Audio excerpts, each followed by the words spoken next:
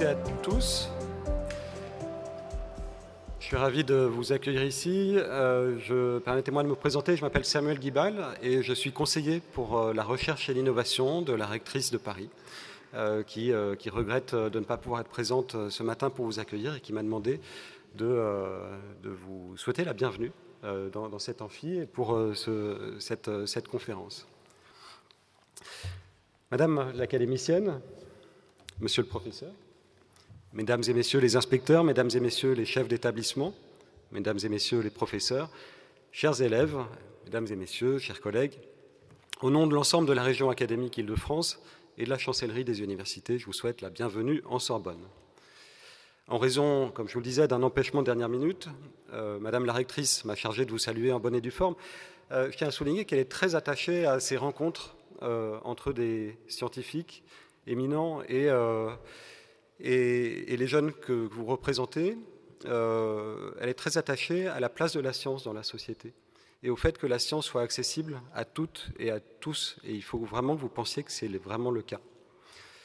Nous tenons à vous accueillir ici dans ce grand amphithéâtre et je crois que vous avez apprécié déjà ce décor qui est assez exceptionnel. Et ce grand amphithéâtre, il symbolise parfaitement ce cycle de conférences des académiciens en Sorbonne.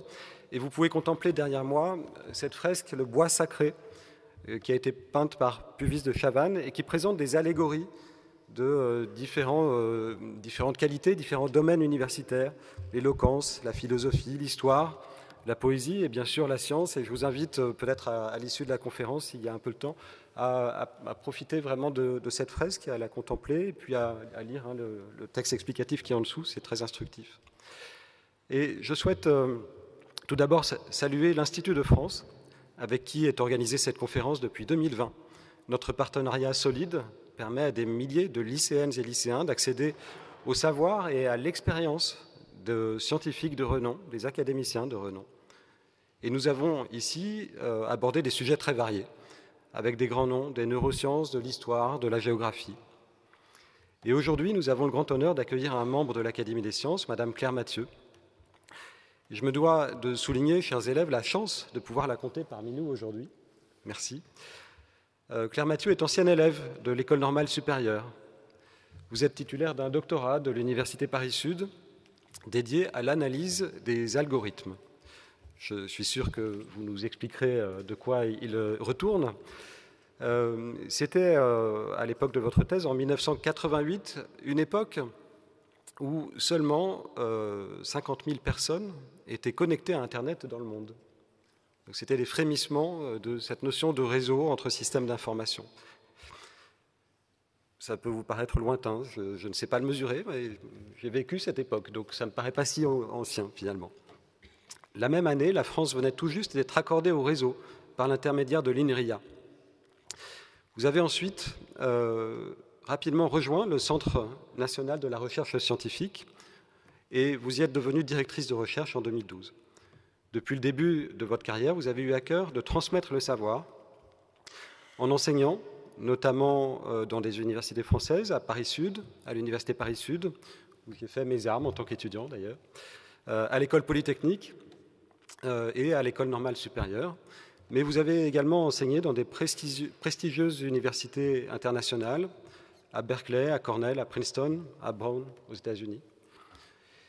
Mais je sais aussi qu'en tant que chercheuse, vous êtes très attachée à transmettre le savoir au plus grand nombre et pas seulement à vos étudiants. Et donc vous avez été très impliquée dans des actions de médiation scientifique. Et vous, m'a-t-on dit, vous comparez souvent les algorithmes à des recettes de cuisine. Peut-être vous pourrez développer cette similarité. Et j'ajoute qu'en tant que chercheuse, en tant que femme chercheuse, vous pourrez peut-être aussi nous dire quelques mots sur la place des femmes en sciences en général et en recherche en informatique théorique. Et en considérant que cette place, elle est clairement ouverte à tous et à toutes, que la science, c'est vraiment pour tout le monde. Et il ne faut pas rester ancré dans des images qui sont désormais des images du passé, sur le fait que certaines sciences sont historiquement réservées ou pouvaient être considérées comme réservées aux hommes. Et il faut arriver à s'affranchir de ces stéréotypes. Et je suis sûr que votre exemple pourra être inspirant. Pour cette brillante carrière et vos recherches, vous êtes élu à l'Académie des sciences en 2019. Et il faut souligner que c'est un honneur rare et réservé à des chercheurs et des chercheuses qui ont eu des impacts très considérables dans leurs travaux. Vous serez accompagné pour cette conférence par monsieur le professeur Marc Lelarge. Marc Lelarge, vous êtes directeur de recherche à l'INRIA. L'INRIA, c'est l'Institut national de recherche en informatique et en automatique. Docteur de l'École polytechnique en mathématiques appliquées. Vous enseignez aussi à l'École normale supérieure. Ensemble, vous allez aujourd'hui évoquer les révolutions de l'intelligence artificielle. L'intelligence artificielle, je suis tout à fait sûr que chacune et chacun, vous l'utilisez régulièrement, en tant qu'élève peut-être, pour vous aider à réviser, à préparer des devoirs, à compléter certaines informations, à rechercher des informations, peut-être aussi pour faire des choix d'orientation. La personne qui m'a aidé à préparer ce discours, qui est plus jeune que moi, m'a suggéré qu'on pouvait aussi à ces machines demander des conseils amoureux, peut-être c'est le cas, mais j'en ai pas l'expérience moi-même, mais voyons, est-ce qu'il y a des réactions là-dessus? Non, ça n'a pas tant que ça finalement. Bref, il faut bien comprendre que l'intelligence artificielle, c'est avant tout une histoire des sciences, une histoire des idées, mais aussi une histoire de la technologie, des idées et de la technologie qui émerge dès finalement les années 50, avec des premières formes de réseaux neuronaux qui sont élaborés à cette époque. Et les systèmes d'intelligence artificielle, il faut avoir conscience que c'est plus ancien que ces dernières années où on les a vus émerger dans le grand public. C'est ce que, madame et monsieur, vous développerez aujourd'hui en tant que spécialiste de ce sujet. Et je suis sûr que vous saurez, madame Mathieu, monsieur Lelarge, aborder ces questions de manière très pédagogique. Et votre exposé sera, en tout cas, et je l'espère, suivi d'un échange riche et vous pourrez, chers élèves, aborder les questions qui vous taraudent. Et je suis sûr que vous en avez préparé quelques-unes avant même cette conférence et qu'elle sera inspirante pour de nombreux échanges. Merci, je vous laisse la parole.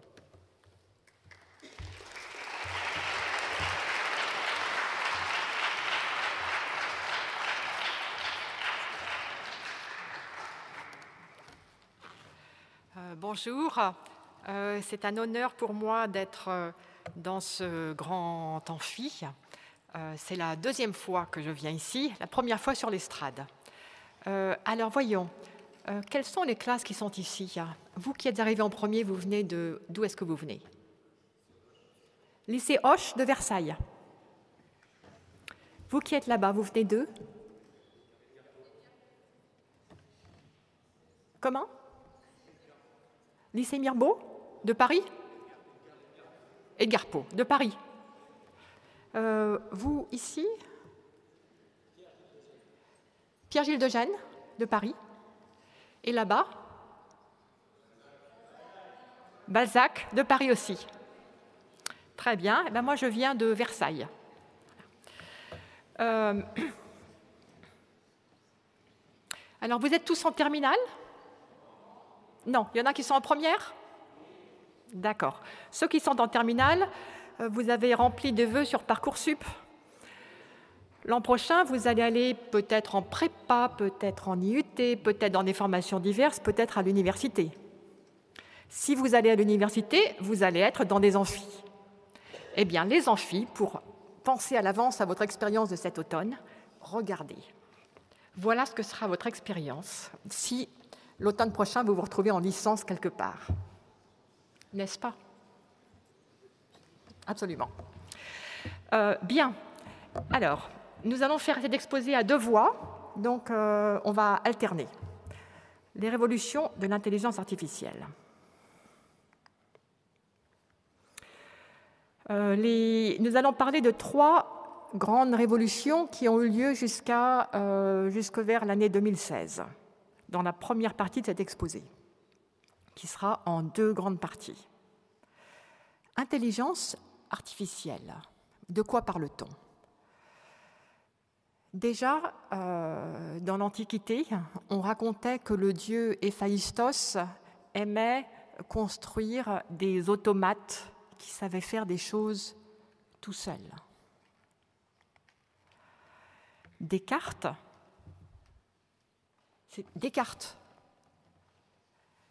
dont la statue est là, s'est intéressé à cette question de la différence entre les machines et les humains. Alors à son époque, les machines étaient très primitives.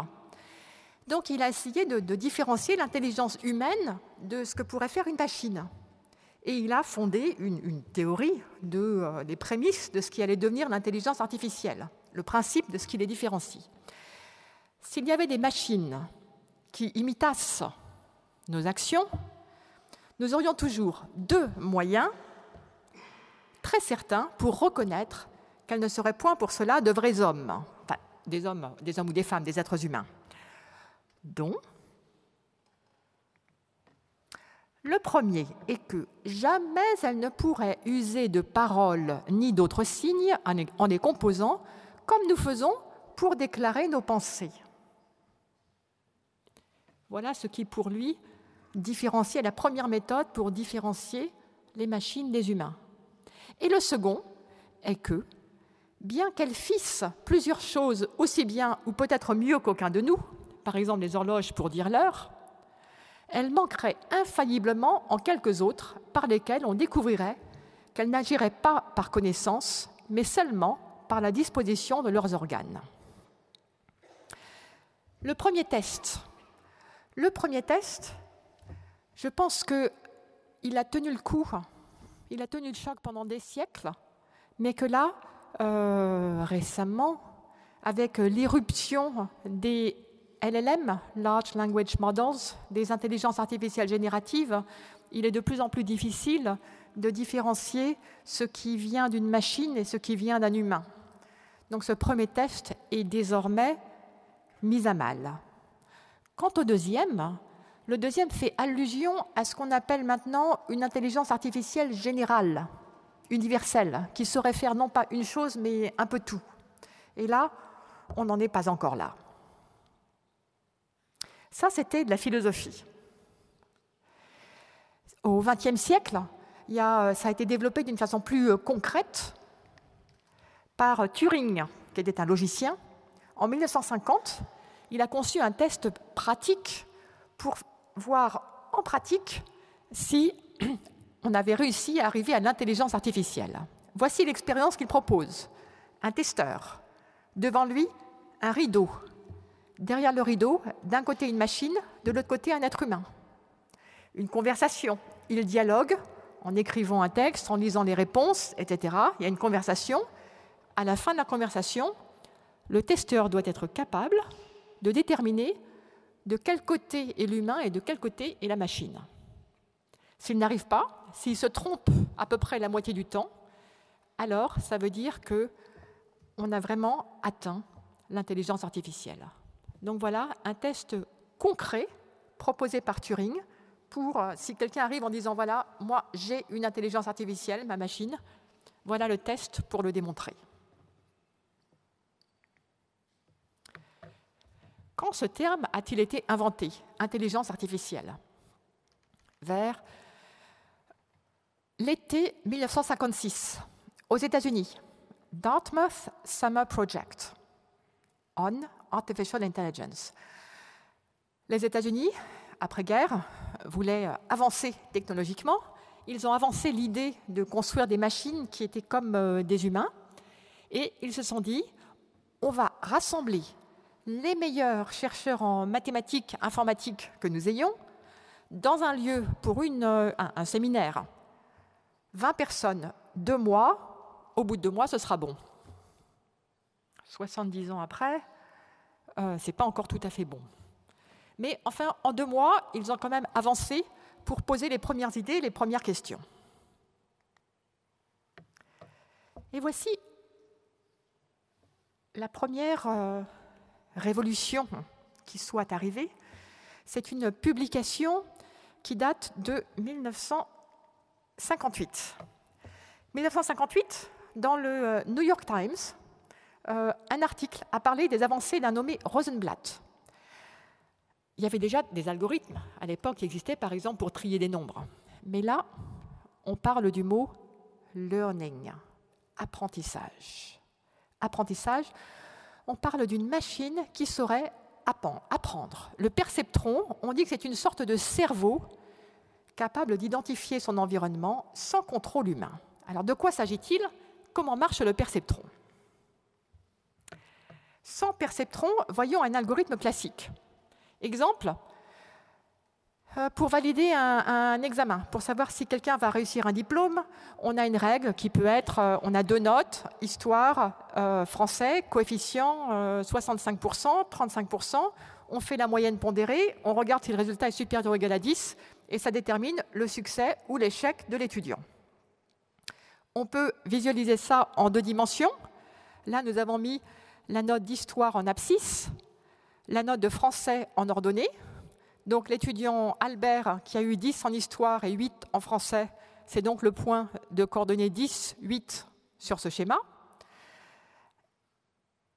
Et il est dans la zone bleue, ça veut dire qu'il a raté. Si on fait la moyenne de 10 et 8, coefficient 65-35, ça donne un résultat inférieur à 10, donc il a raté. Et si on regarde chaque point dans ce carré, on peut lui associer une couleur, bleu s'il réussit, orange s'il réussit, bleu s'il échoue.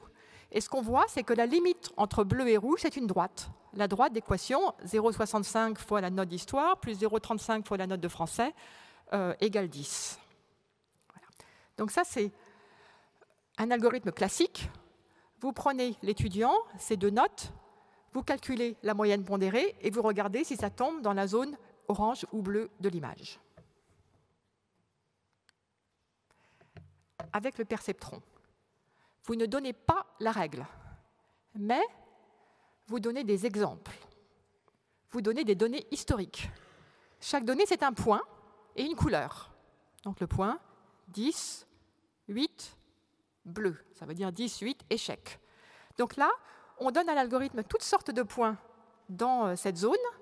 On lui dit lesquels sont bleus, lesquels sont oranges, et on lui dit, voilà, maintenant, trouve la règle. Et le perceptron va trouver la règle. Comment va-t-il faire? Il va essayer de faire passer une droite qui sépare les points bleus des points oranges. Et pour cela, que va-t-il faire? Il commence n'importe comment. Donc il met une droite n'importe comment. Il prend une des données, il regarde si elle est du bon côté de la droite. Si elle n'est pas du bon côté, il ajuste les coefficients de la droite de façon que ça marche mieux. Et puis, pour ce point-là, c'est bon, il prend un autre point, il recommence. Une fois qu'il l'a fait suffisamment de fois, il finit par trouver une droite qui, ici, va séparer exactement tous les bleus d'un côté, tous les jaunes de l'autre. Il a trouvé la bonne solution.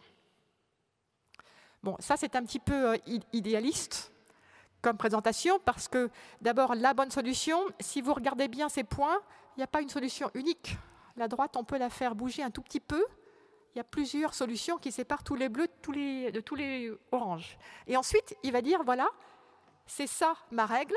Et donc maintenant, si on me donne un nouveau point, pour décider si c'est succès ou échec, je vais utiliser la règle que j'ai apprise, la droite que j'ai construite à partir des données, pour décider succès ou échec.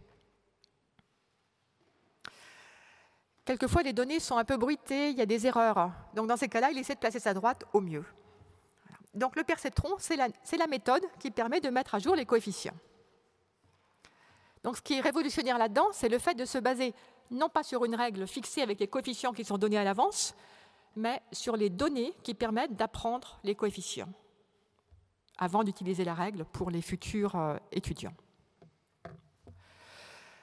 Cet article de 1958 faisait toutes sortes de prédictions, et l'une des prédictions, c'était qu'avec l'intelligence artificielle, on pourrait faire de l'analyse d'images. Donc ça, c'est beaucoup plus compliqué, l'analyse d'images. Et pourtant, ça a pu se faire en utilisant non pas un seul neurone. Le perceptron, il travaille sur ce qu'on appelle un neurone. Donc un neurone, il prend des entrées avec des coefficients, il fait une moyenne pondérée, et il calcule une fonction de seuil, et c'est la sortie. Au lieu d'en avoir un seul, on en a beaucoup qui travaillent en parallèle, et puis après, les premiers neurones donnent le résultat à une deuxième couche de neurones, et ainsi de suite, ça fait un réseau de neurones. Donc on prend ces objets élémentaires, ces neurones qui font des calculs simples, on en met plein en réseau, et on dit voilà, c'est ça ma machine, si je mets les bons coefficients, je vais réussir à calculer une fonction compliquée. On peut utiliser ça pour apprendre ce que représentent les images, à condition d'avoir des données. Par exemple, imaginez que vous ayez une image de chat qui est étiquetée « Ceci est un chat ». L'image de chat, une image, c'est des pixels. Chaque petit pixel, il y a un nombre qui lui est associé, ou quelques nombres qui lui sont associés. Donc en fait, une image, ça correspond à un vecteur, un ensemble de nombres.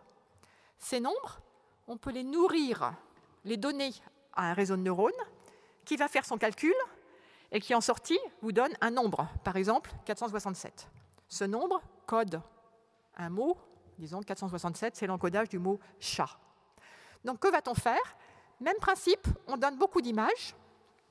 Le réseau va essayer de regarder, faire un calcul, calculer des mots, regarder si ces mots correspondent à l'étiquette. Donc avant, c'était succès ou échec, maintenant c'est chat, chien ou autre chose. Et si le résultat n'est pas correct, il ajuste les coefficients pour essayer de faire le bon calcul. Et donc avec ça, on apprend. Et la partie intéressante, c'est la formule, mathématiquement, c'est la formule de mise à jour des coefficients. Et donc, on les modifie pour essayer de diminuer le taux d'erreur sur les données d'entrée. Et ensuite, une fois que le réseau est en place, eh bien, on a une nouvelle image. Là, j'ai pris la même, le chat. On l'a fait passer, donc c'est des pixels, donc c'est un vecteur. On l'a fait passer par le réseau de neurones. On ne modifie plus les coefficients maintenant, ça y est, il est fixé. On regarde la sortie et on dit, voilà, c'est un chat. Si l'apprentissage a été bien fait, ce résultat sera, on l'espère, correct, ou en tout cas cohérent avec toutes les données sur lesquelles on a entraîné le réseau de neurones. Observez que c'est sans garantie. C'est juste, on espère que ça marche. Ça, c'est le grand principe. On espère que ça marche. Alors, si vous regardez le problème de la reconnaissance d'image, vous vous apercevez qu'il y a eu un moment où, d'un seul coup, le taux d'erreur a chuté. C'est le moment où on s'est mis à utiliser des réseaux de neurones pour faire de la reconnaissance d'image.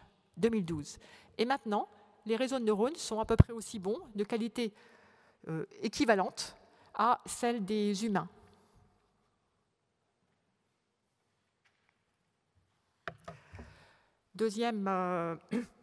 Troisième plutôt, méthode révolutionnaire, l'apprentissage par renforcement. Donc ça, c'est une idée qui a permis de gagner, à la machine de gagner, par exemple, de battre le champion du monde de Go, AlphaGo. Le principe, c'est... Le principe, c'est donc ici, on voit la partie, le moment où la machine a une stratégie, une tactique, un coup qui lui a permis de gagner contre le champion du monde. Et en fait, ce qui se passe, c'est que comment la machine peut-elle gagner contre les meilleurs joueurs du monde? C'est-à-dire faire mieux que les meilleures méthodes connues. Jusqu'à présent, j'ai dit, la machine, elle apprend à partir des données. Donc, au mieux, elle fait aussi bien que les données qu'on lui a données. Mais ici, cette machine, dans l'apprentissage, on fait jouer la machine contre elle-même. On lui fait générer des nouvelles parties où il y a un programme qui joue contre un programme. Ils essayent des possibilités. Ils donnent un coefficient plus élevé aux possibilités qui les mènent à une victoire qu'aux coefficients qui les mènent à un échec. Et donc, quand on fait plein de parties comme ça, ça peut permettre de favoriser les coups qui mènent à une victoire, les coups gagnants. Et donc, ça peut permettre de découvrir des stratégies nouvelles. C'est de la créativité. Bref, voilà ce qui s'est passé en un très rapide tour d'horizon, de 1958 à 2017, 3 révolutions en intelligence artificielle, la notion de l'apprentissage avec le perceptron, les réseaux de neurones et l'apprentissage profond, pour l'analyse d'images en particulier, la classification, et l'apprentissage par renforcement pour les jeux tels que le jeu de Go en particulier.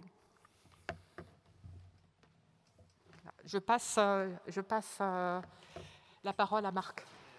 Comment ? On fait une pause pour s'il y a des questions. Oui, peut-être. Vas-y. Oui. Donc, on fait une pause. Est-ce que vous avez des questions sur la première partie de la... Oui, donc ça, c'est la première partie de l'exposé. Est-ce que vous avez des questions sur ce point, sur cette partie ?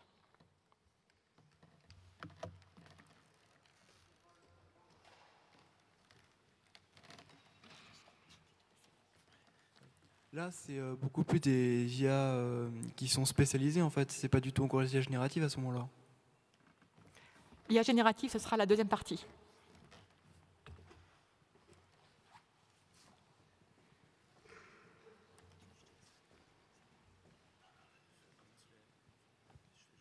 Et pour revenir à l'exemple du jeu de Go, mais comment on fait pour évaluer la grille? C'est-à-dire, est-ce qu'il faut aussi une IA du coup pour savoir si la grille est gagnante ou pas? Parce que c'est facile de...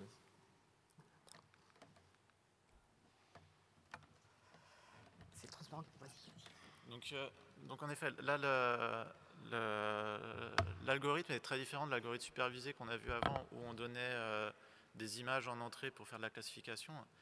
Pour le jeu de Go, pour avoir un algorithme qui découvre des nouvelles stratégies qui ne sont pas forcément celles qui sont jouées par les humains, on ne va pas faire un apprentissage sur des parties historiques.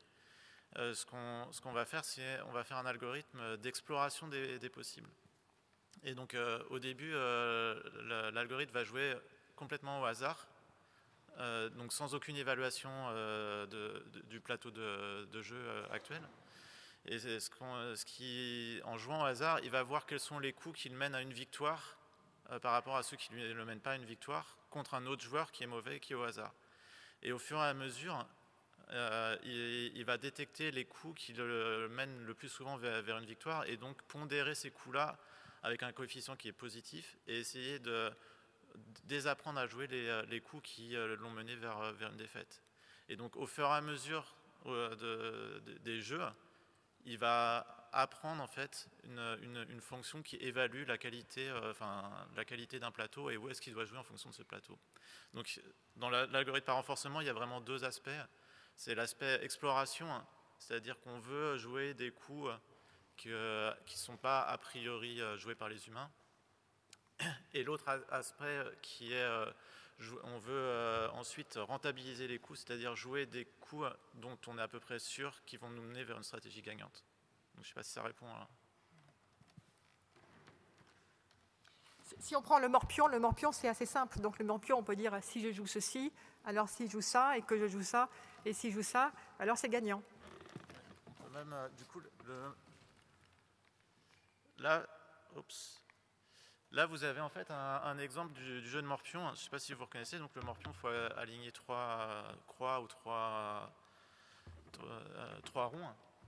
Et c'est quelqu'un qui s'est amusé à encoder une stratégie pour jouer au morpion via un réseau de neurones à 2 couches. Donc le neurone, c'est exactement ce que Claire a présenté.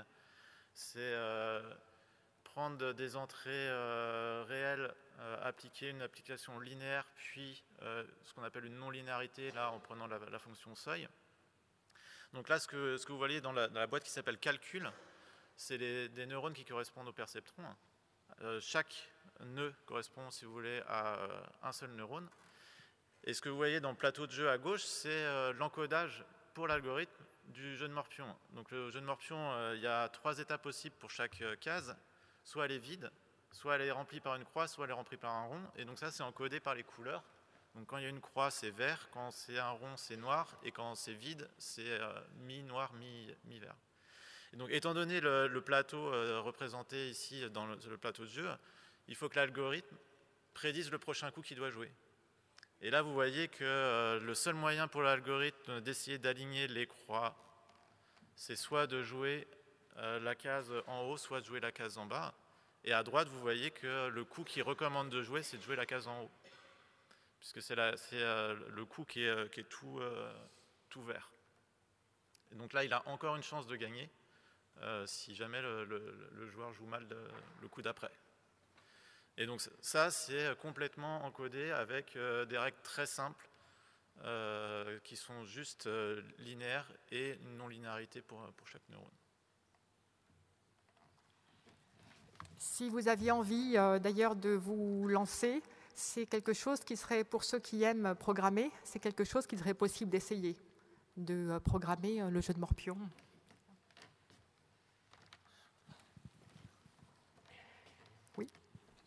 Lorsque les chercheurs ils avaient conçu AlphaGo, est-ce qu'il y avait ce système de récompense, pour les intelligences artificielles, pour l'apprentissage par renforcement? Oui, il y avait une récompense qui était en fonction de si l'algorithme avait gagné la partie ou pas. Et donc il y a à la fois, dans AlphaGo, il y a un algorithme d'exploration par recherche d'arbres. En fait, on regarde plusieurs coups possibles et on essaye de voir le futur de la partie en fonction des différents coups qu'on a joués. Et à la fin, on regarde quel est l'état du plateau si on joue tel coup, et on prend le coup qui maximise l'espérance de gain de la partie finale, qui s'appelle une récompense. Quand vous jouez vous-même une partie où il y a un enjeu, le gagnant va prendre 1 euro à l'autre. Donc on peut dire que la valeur, ça va être plus 1 d'un côté, moins 1 de l'autre. Donc c'est comme ça qu'on peut dire évaluer à la fin le jeu, dire si c'est 1, ça veut dire qu'on est sûr de gagner, moins 1, on est sûr de perdre. Et si c'est entre les deux, on a l'impression que c'est plutôt gagnant ou plutôt perdant. Mais l'apprentissage par renforcement, comme à chaque fois, donc l'intelligence artificielle, le logiciel va analyser chacune des possibilités. C'est énormément d'énergie. Par exemple, pour une partie de Go où il y en a des millions. Ouais, donc, en effet, si pour le Go, même pour les échecs, c'est pas possible d'avoir un algorithme qui regarde toutes les possibilités, étant donné un plateau de coups. Et donc l'intelligence de l'algorithme, ça va être ce qu'on appelle élaguer cet arbre des possibles, et donc supprimer des branches où il va dire dès le départ, sans l'explorer, que cette branche-là, elle est a priori pas bonne pour la suite du jeu. Et donc toute l'intelligence de l'algorithme est de se concentrer sur uniquement les coups possibles qui peuvent mener à une victoire, sans avoir à regarder toute la combinatoire de toutes les parties. Au début, c'est un peu comme vous avez 2 enfants qui viennent d'apprendre les règles du jeu de Go, mais ils n'en savent pas plus que ça. Donc ils jouent l'un contre l'autre, ils jouent au hasard. Bon, et puis après, il y en a un des deux qui gagne. Et puis après, au bout de... Donc ça, ils n'explorent pas toutes les parties possibles parce qu'il y en a trop, mais ils échantillonnent. Ils ont un échantillon d'une partie, une deuxième, une troisième, et ainsi de suite. Puis après, il commence à y avoir des idées qui émergent. À chaque fois que je fais ça, après je perds. Oui, donc pourquoi les IA, lorsqu'on joue aux échecs contre elles, elles font des coups interdits? Par exemple, le fou il se déplace bizarrement.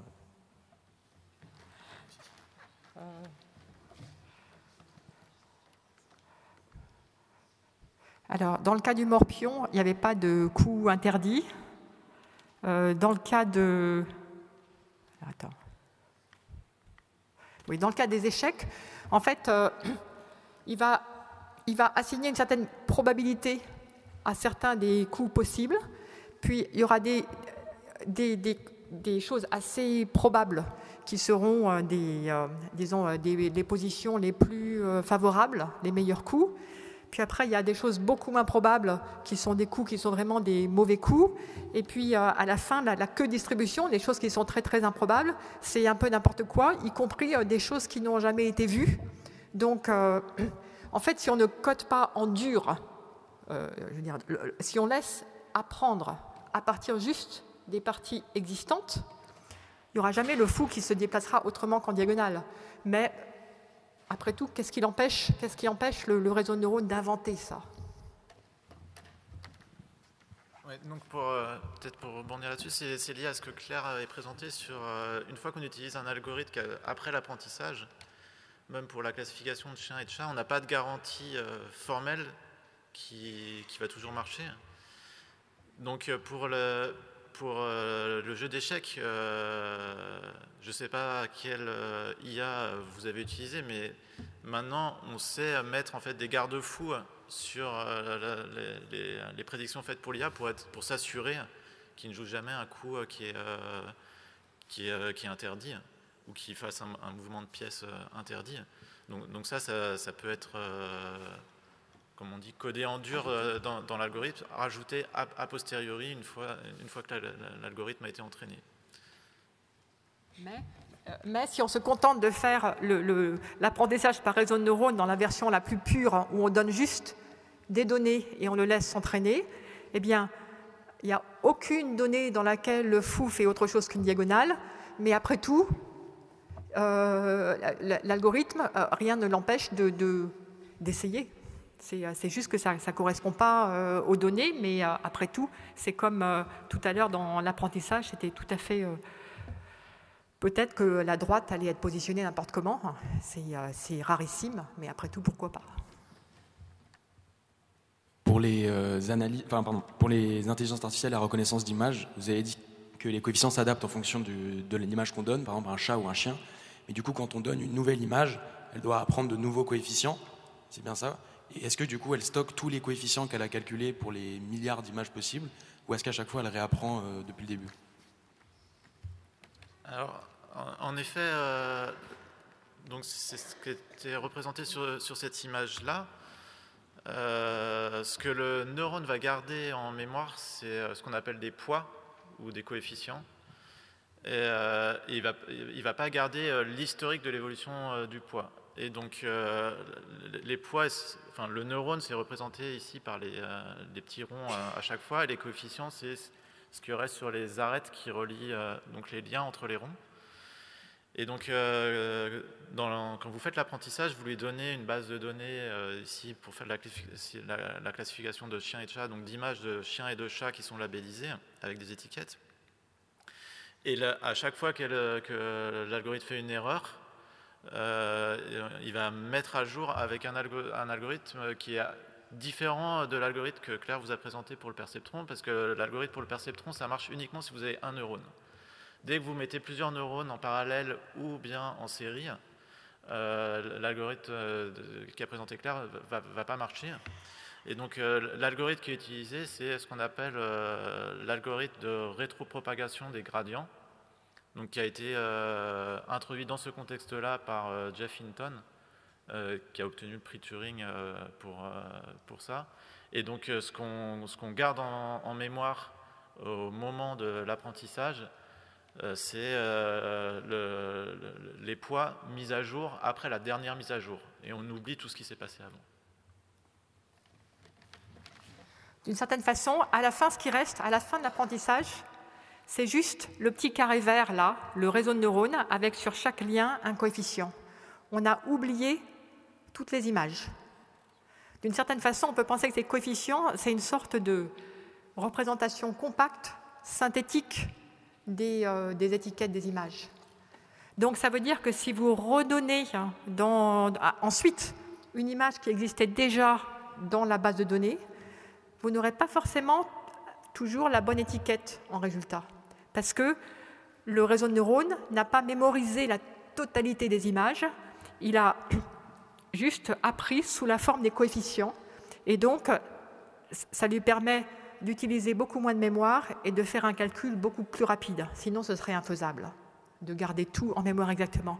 Donc, quand les gens vous disent « Ah oui, bien sûr, puisqu'il a déjà vu le texte avant, puisque l'IA a déjà vu tel texte avant, bien sûr, elle va vous donner forcément la bonne réponse, puisqu'elle le connaît, le texte. » Mais ça, ce n'est pas forcément vrai.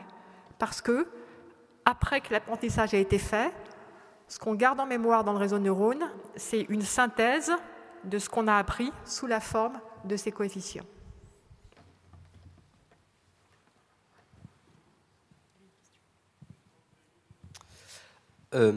Qu'est-ce qui empêche l'intelligence artificielle, dans certains cas, d'apprendre justement? Parce que pour reprendre le cas des échecs, on l'a vu beaucoup, c'est pas avec des intelligences artificielles qui étaient spécialisées comme Deep Blue ou Stockfish, mais c'était par exemple avec ChatGPT, on voit qu'il arrive à jouer 2 coups normalement, puis après c'est un peu n'importe quoi, il n'y a que des coups illégaux qui sont joués. Donc voilà. Alors, en effet, on peut jouer aux échecs avec ChatGPT, ce qui est assez surprenant, parce qu'on se dit d'où est-ce qu'il a appris à jouer aux échecs. Et là encore, il n'y a pas de magie. Il sait jouer aux échecs parce qu'il y a énormément de données sur Internet de jeux d'échecs qui sont dans des formats PNG, par exemple, où donc toutes les parties des grands maîtres, mais aussi toutes les parties qui sont jouées sur Internet. Donc vous avez des sites tels que Lichess, où vous avez des bases de données remplies de parties d'échecs. Et donc ChatGPT, comme on va le voir, ce qu'il apprend, c'est à prédire le mot d'après. Et donc si vous lui mettez le début d'une partie d'échecs dans ce format-là, il va reconnaître que ça correspond dans son corpus d'apprentissage à une partie d'échecs et il va réussir à la jouer. Alors par exemple, si vous mettez le début d'une partie, comme aux échecs, tous les débuts des parties, ça s'appelle des ouvertures, c'est très codifié, et si on sort d'une ouverture, on sait qu'on va se faire battre. Donc tout le monde joue pareil au début. Donc il a vu énormément d'ouvertures. Donc toutes les ouvertures, par exemple, il va les connaître par cœur. Et là, il ne se trompera pas et vous mettra des coups valides. Mais par contre, quand vous progressez dans la partie, bah là, la combinaison, enfin, il aura vu beaucoup moins d'exemples, voire des exemples qui ne correspondent pas, parce que quand vous faites une partie qui est nouvelle, c'est quelque chose qui n'était pas dans son corpus. Et là, il va pouvoir se tromper et faire des coups qui sont pas permis. Et en plus, à partir du moment où il commence à déraper, après, c'est fichu. Alors maintenant, nous allons passer à la partie sur les IA génératives. Je vais faire le début et puis je vais laisser Marc continuer. Tout à l'heure, j'ai oublié de lui passer la main au milieu. Alors, l'article du New York Times de 1958 disait aussi qu'un jour, le perceptron serait capable de faire des traductions instantanées. Des traductions instantanées. Et donc là, il a fallu attendre ces années dernières pour que ça arrive de façon vraiment efficace. Donc c'était quand même visionnaire cet article. C'est le Rosenblatt, il avait quand même des idées, il était très en avance sur son temps. Quel est le principe de fonctionnement des intelligences artificielles génératives comme ChatGPT? D'abord, il faut des données. Les données, il faut des textes. Là, c'est pour générer du texte. Et qu'est-ce qu'on a comme texte? On a tous les textes et les données, les documents qui existent sur Internet. Tout Wikipédia, les livres numérisés, ce que disent les gens sur les réseaux sociaux, tout ce qui existe sur Internet. Quelle méthode? Apprentissage à partir des données avec des réseaux de neurones profonds, comme ce qu'on a vu jusqu'à présent. Et comment va-t-on faire pour générer tout un texte? Le texte est dégénéré mot par mot, un mot à la fois, ou plus exactement, on appelle ça un token, c'est un bout de mot. Comme dans le jeu de marabout, bout de ficelle, selle de cheval, cheval de course à pied, etc. Vous connaissez peut-être? Oui. Bon, et l'objectif, c'est d'obtenir un texte qui est non pas un texte vrai, donc là, ce n'est pas le but, on n'a pas parlé de vérité jusqu'à présent, ça n'a pas de sens dans le contexte des réseaux de neurones, mais qui soit plausible. Plausible, ça veut dire quoi? Selon le test de Turing, ça veut dire indistinguable de quelque chose qui est généré par un humain. Autrement dit, vous avez toutes ces données, ces textes qui ont été écrits par des humains, et vous essayez, enfin la machine essaie de créer un texte qui est plausible, qui est cohérent avec tout ce qu'il a vu, qui rentre bien dans ce cadre, et donc qui est comme un texte écrit par un humain. Par exemple, si en entrée, on lui dit « l'enfant court après le réseau de neurones vous dit en sortie, par exemple, « ballon ». L'enfant court après le ballon. Autrement dit, l'entrée du réseau de neurones, c'est un bout de texte. Il lit le texte. À partir de ça, il génère un certain vecteur qui est sa position dans l'espace de tous les textes possibles. C'est un peu l'image qu'il se fait du monde qui est en train d'être décrit. Il fait son calcul et il vous sort un mot qui est, disons, ballon. Après, il reprend. L'enfant court après le ballon. Et puis, on passe dans le texte. Et puis, hop, il y a le token suivant. Et puis, je ne sais pas quoi, la suite de l'histoire. Bon. Alors, la première chose, c'est que ce choix, il est probabiliste. Donc, dans ce calcul, ça peut être la machine ne complète pas toujours de la même façon. Vous donnez le même début de texte. Par exemple, le début de texte, c'est le prompt, c'est la question que vous posez. Eh bien, la réponse sera différente si vous posez plusieurs fois la même question. Ça pourrait être ballon 50%, chien 30%, chat 20%. Comment fait-il pour choisir le mot suivant? Il faut se dépêcher d'aller à la gare, sinon on va rater notre train. La machine sait par expérience que si on dit dépêcher, rater, gare, ce qui va avec, c'est le mot train. Donc ce qu'il faut, c'est faire attention aux mots importants. les mémoriser pour pouvoir ensuite écrire en fonction de ce qui va avec. Et donc ça dépend de quels sont les mots qu'il y a autour, et puis quelle est la position de ces mots. Donc ça, c'est comment est-ce que les IA génératives ont commencé à bien marcher grâce à un article « Attention is all you need ». Donc ça, c'est une nouvelle révolution de l'intelligence artificielle qui a décrit une architecture de réseau de neurones adaptée pour essayer de tenir compte du contexte pour trouver le mot suivant. Donc pour l'apprentissage, que fait le LLM? Pour les images, c'était pour les étudiants, on avait les notes des étudiants et puis un résultat, une étiquette, succès ou échec. Pour les images, on avait une image et puis une étiquette, chat, chien ou autre. Ici, qu'est-ce que vous avez? Un début de texte et puis le mot suivant. L'étiquette, c'est le mot suivant. Donc, les étiquettes, il y en a plein sur Internet, puisqu'on prend un document et puis on cache un mot. Et on dit, voilà, ce mot caché, donc on regarde le texte jusque-là, on utilise le réseau de neurones pour deviner le mot suivant, puis après on enlève le cache, on soulève le cache, on regarde ce qu'il y avait dans le texte et on dit, est-ce que ça correspond? Si oui, c'est succès, sinon c'est échec. Donc ça, c'est le principe qui est utilisé pour l'apprentissage. Donc, ce n'est pas est-ce que c'est vrai ou pas, c'est est-ce que ça correspond au document ou pas, à ce que dit le document. La définition de la vérité, c'est ce qui est dans le document. Alors, comment marche ce mécanisme d'attention? C'est l'idée principale, c'est que le contexte est déterminant pour le sens du mot. Le mot avocat. Avocat. Au Mexique, l'avocat est une star et la base d'une véritable institution nationale, le guacamole. À ce stade, vous savez que je parle du fruit. Selon la matière et le montant du litige, la loi impose la représentation par avocat. Là, vous savez qu'on parle d'une profession. C'est le même mot, le contexte est différent, donc le sens est différent. Le sens est différent, donc du point de vue de la machine, le vecteur associé à ce mot avocat, le lieu en mémoire où on se trouve, la suite de nombres qui les représente, sera différente, bien que le mot soit le même.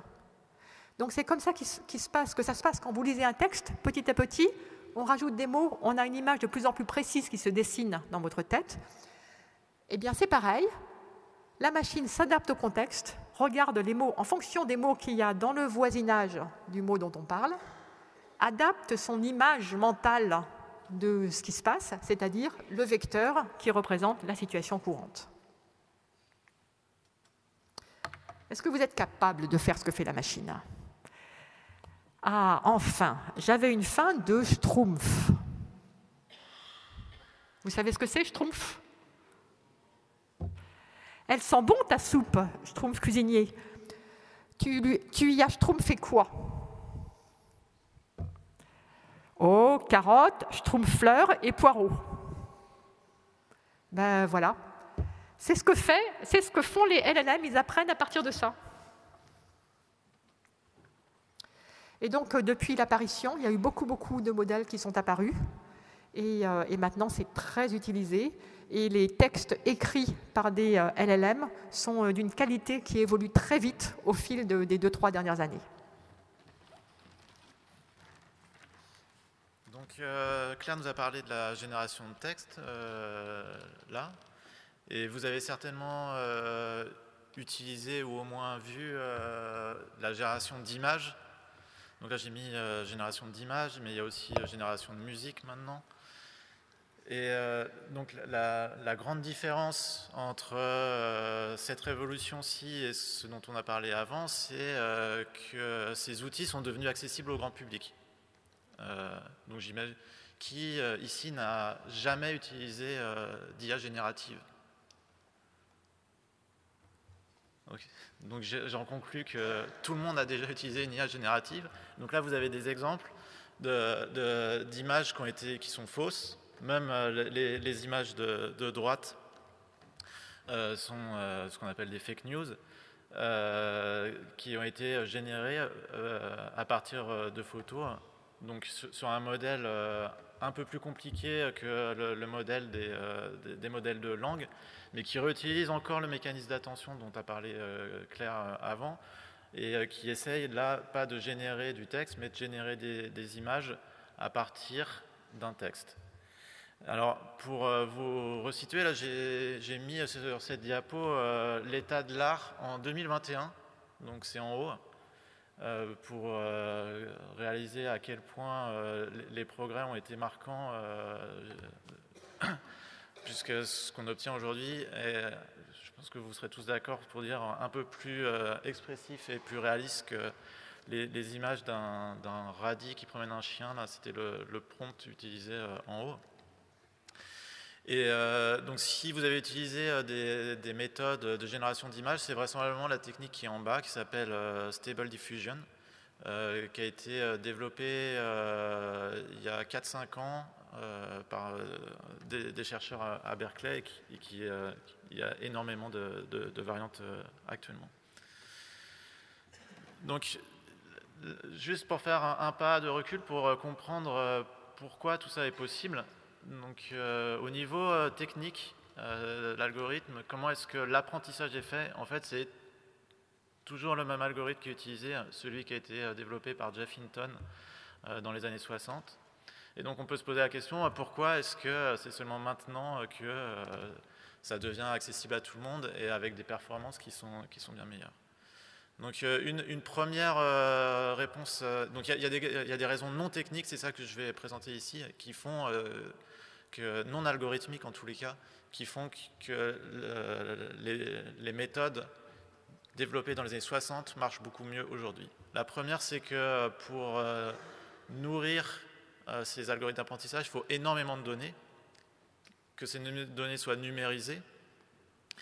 Et donc, des données numériques sont devenues accessibles en masse relativement récemment avec l'explosion de ce qu'on appelle le nuage, le cloud, donc des infrastructures qui permettent de stocker énormément de données, et aussi l'explosion du mobile. Donc là, c'est l'image de droite où le mobile, tout le monde se prend en photo, et ensuite met ses photos sur le cloud, et du coup, ces photos vont constituer une base de données sur lesquelles on va pouvoir faire de l'apprentissage. Donc ça, c'est la partie données numérisées qui devient accessible. Il y a un autre aspect qui est lié à cette image. Donc je ne sais pas si vous reconnaissez l'image en bas à gauche, là. Est-ce que vous avez une idée de ce que c'est?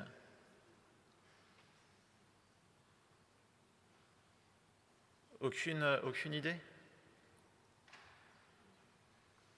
Donc, une arène avec des couleurs flashy comme ça. On ne voit pas très bien ce qui se passe sur la scène. C'est pas un concert. Voilà, c'est une compétition, j'ai entendu quelque part, c'est une compétition de e-sport. Donc c'est des gens qui viennent assister à des jeux vidéo, un combat de jeux vidéo qui a lieu sur la scène là. Et ce que vous voyez sur les écrans, c'est les écrans des joueurs en train de jouer. Alors pourquoi, est-ce que vous avez une idée de pourquoi j'ai mis cette photo ici? C'est quoi le lien entre Ouais. Voilà, donc le lien, c'est les cartes graphiques. Et donc, il y a eu une énorme demande de ressources computationnelles nécessaires pour avoir des jeux vidéo réalistes. Et il se trouve que l'opération de base mathématique, quand vous faites du rendu visuel d'une image, c'est d'être capable de faire des multiplications de matrices très rapidement. Et donc, les matrices, c'est des grands tableaux que vous voulez multiplier terme à terme. Et donc, pour pouvoir faire ça de manière efficace, on a développé des architectures que vous allez mettre dans les ordinateurs qui sont spécifiques pour pouvoir faire ces opérations de manière très efficace. C'est ce qu'on appelle les cartes graphiques, GPU en anglais, Graphical Processing Unit. Et ce que vous voyez à droite, c'est une représentation du nombre d'opérations que vous pouvez faire au fur et à mesure du temps. Donc l'axe des abscisses, c'est le temps. Et donc ce que vous avez sur un ordinateur classique, c'est ce qu'on appelle un CPU. Et ça ne va pas vous permettre d'avoir une bonne performance en termes de calcul matriciel. Et le GPU, c'est la flèche verte au-dessus qui montre que grâce à cette nouvelle technologie, vous pouvez faire du calcul matriciel très efficace.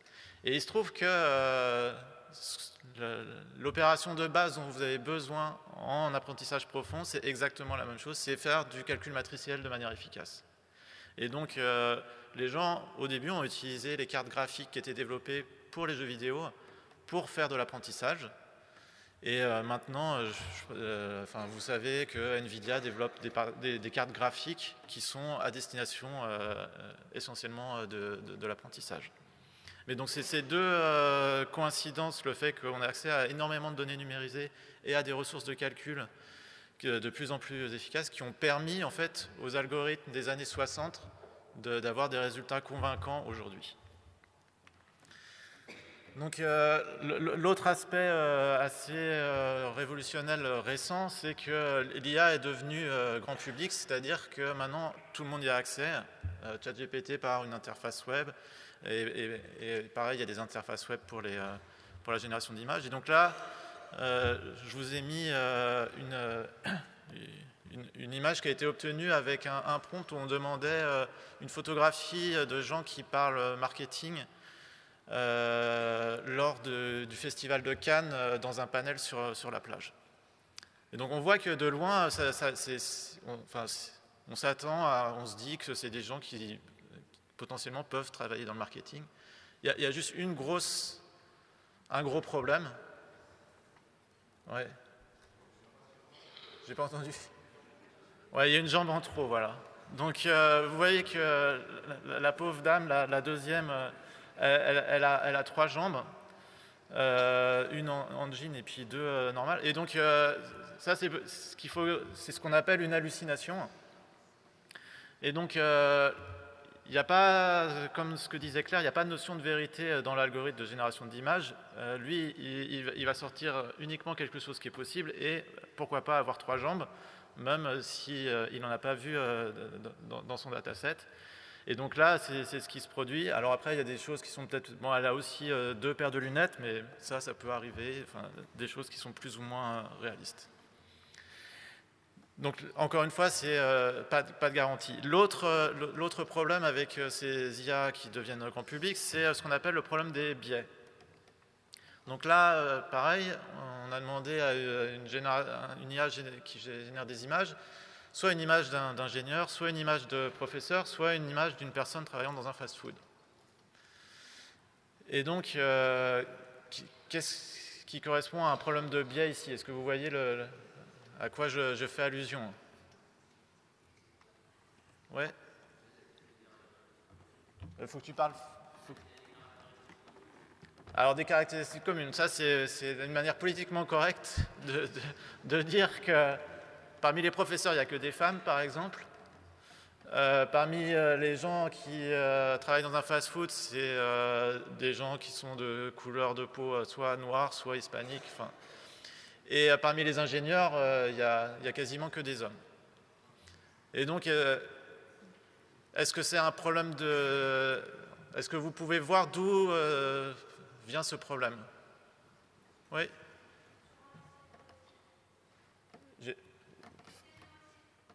Des stéréotypes. Alors, en effet, mais est-ce que les stéréotypes, ils sont codés dans l'algorithme ou ailleurs? Voilà, donc le problème des biais, c'est les stéréotypes qui sont présents en fait dans les données d'apprentissage de l'algorithme. Et donc, comme l'algorithme, ce qui va générer, c'est la chose la plus plausible, étant donné le dataset sur lequel il a appris, si vous lui donnez en entrée uniquement des photos d'hommes quand ingénieurs ou de femmes professeurs, eh ben, vous n'allez pas pouvoir corriger ce biais dans la génération d'images et vous allez reproduire les biais qui sont présents dans les données d'entrée. Oui. Je dirais qu'il y a aussi une réalité statistique parce que vu que la représentation féminine dans les métiers d'ingénierie, par exemple, on essaie de contrecarrer cette culture, mais il y a aussi la représentation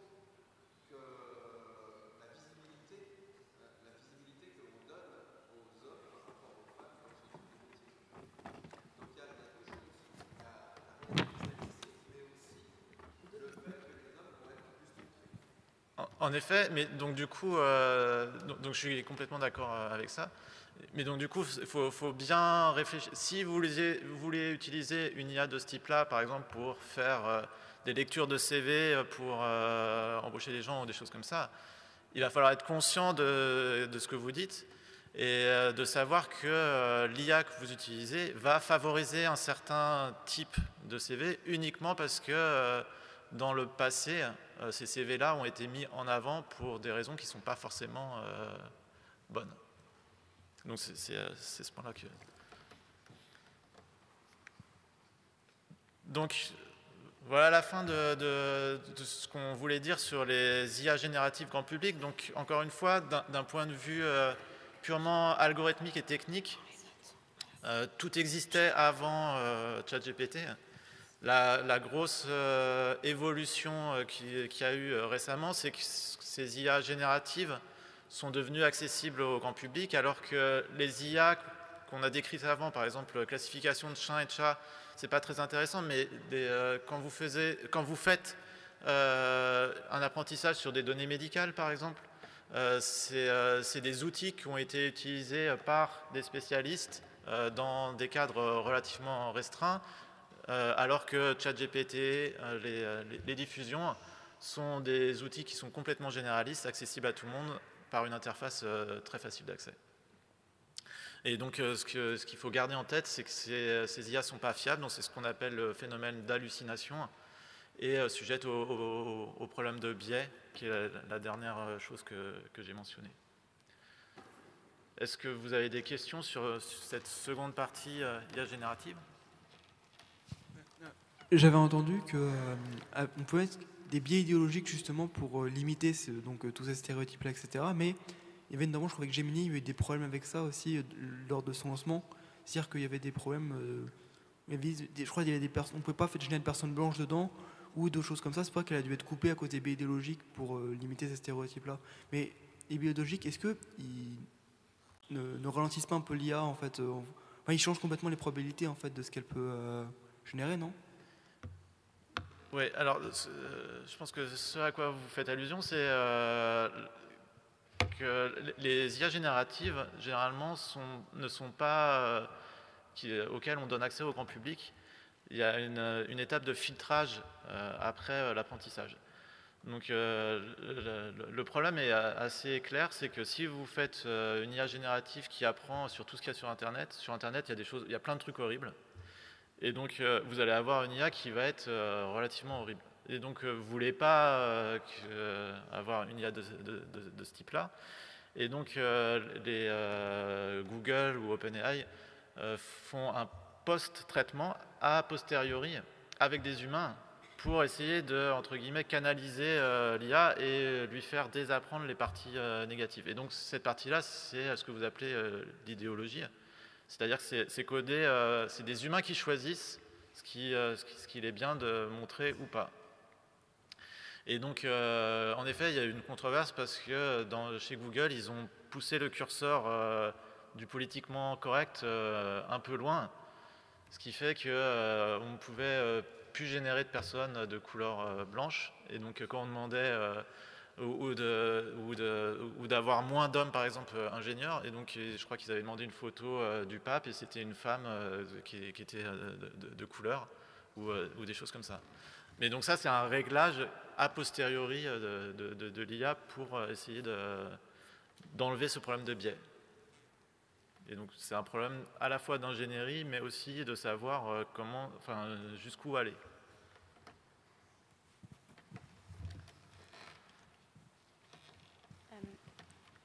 J'ai entendu dire qu'il y avait des problèmes au niveau de l'écologie, justement, avec les IA génératives. Est-ce que vous pourriez un petit peu expliquer ça ?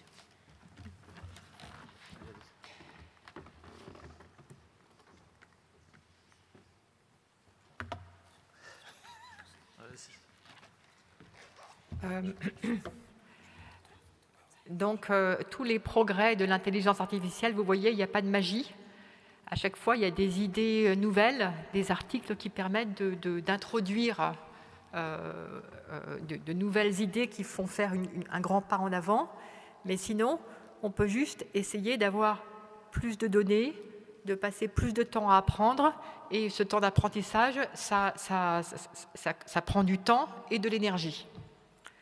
Et en gros, si on veut avoir un progrès significatif dans la performance de vos systèmes, sauf idée révolutionnaire, en gros, il faut 10 fois plus de ressources pour faire un progrès significatif. C'est la loi d'échelle empirique. Donc, ça veut dire que, en gros, chaque année, on veut progresser par rapport à l'année d'avant. Donc, chaque année, il faut 10 fois plus d'énergie. Et donc, GPT-4, c'était à peu près 50 gigawattheures, d'après OpenAI, c'est-à-dire la production d'un réacteur nucléaire pendant 2-3 jours. Donc, un an multiplié par 10, 20 à 30 jours.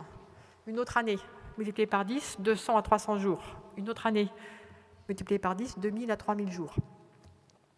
D'un seul coup, il faut beaucoup, beaucoup d'énergie.